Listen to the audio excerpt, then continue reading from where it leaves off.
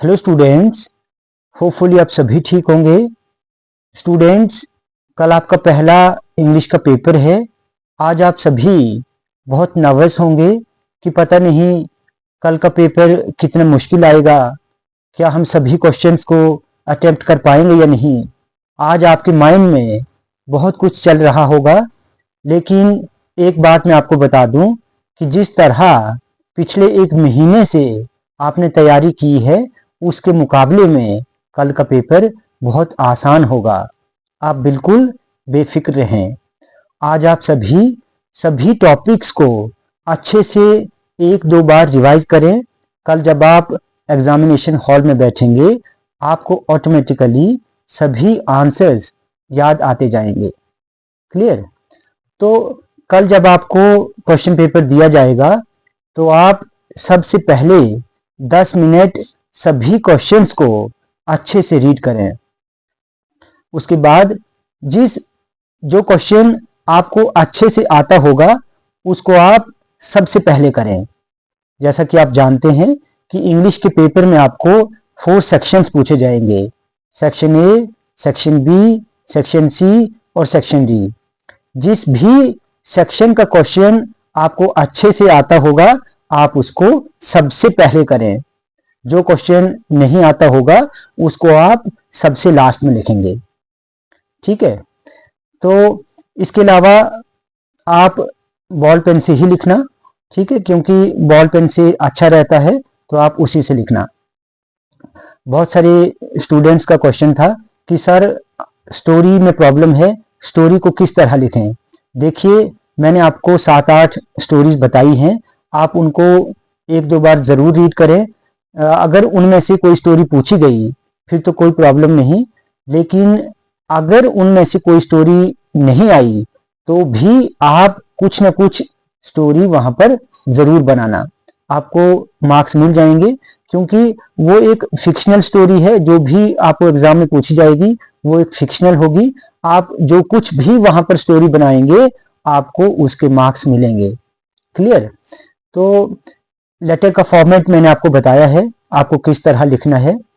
अगर आपने जो लेटर याद किया होगा, मान लो वो लेटर नहीं आया, तो भी आप उस लेटर के रिलेटेड कुछ ना कुछ लिखें। क्योंकि जो लेटर की हेडिंग है, लेटर का जो फॉर्मेट है, आप जानते तो हैं आपको कैसे लिखना है। अगर शुरू में और लास्ट वाली जो लाइन्स हैं, वो अगर आपकी ठीक होंगी, तो भी आपको 2-3 मार्क्स जो हैं उसमें मिल जाएंगे। उसके बाद बीच वाला जो पोर्शन रहता है, उसको आप खुद से भी बनाएंगे, खुद अपने वर्ड्स में लिखेंगे, तो आपको पूरे मार्क्स मिलेंगे। नेक्स्ट क्वेश्चन आपका जैसे पैराग्राफ है, आर्टिकल है या स्पीच है, तो देखिए वो उसका आंसर आपको कम से कम 1.5 पेज का लिखना है। ठीक है? 100 to 120 वर्ड्स की उसकी लिमिट होगी, तो आपको कम से कम 1.5 पेज का आंसर लिखना होगा। इससे ज्यादा नहीं लिखना, क्योंकि ज्यादा लिखोगे आप, तो फिर आप बाकी क्वेश्चंस को टाइम नहीं दे पाओगे, तो कुछ क्वेश्चंस आपके छूट जाएंगे। कोशिश करना कि सभी क्वेश्चंस को अटेम्प्ट किया जाए। ठीक है? उसके अलावा जो लिटरेचर के लॉन्ग आंसर क्वेश्चंस हैं, आप उनको भी 1.5 पेज का ही लिखना। जो लॉन्ग आंसर क्वेश्चन है, वो भी आपने 100 to 120 वर्ड्स तक लिखने होते हैं, तो मतलब आपको 1.5 पेज का आंसर लिखना है। तो देखिए, उसी बच्चे के पूरे मार्क्स आते हैं जो बिल्कुल साफ साफ लिखता है, जिसकी प्रेजेंटेशन सबसे अच्छी होती है, उसी को पूरे मार्क्स मिलते हैं। तो आप क्या करना, बिल्कुल साफ साफ लिखना, कटिंग बिल्कुल भी नहीं करना। अगर आप चाहते हैं कि आपको पूरे मार्क्स मिले, तो कटिंग बिल्कुल भी नहीं करना। देखिए, जो पेपर चेक करने वाला होता है, उसके पास उतना टाइम नहीं होता है कि वो आपकी एक एक लाइन को रीड करे।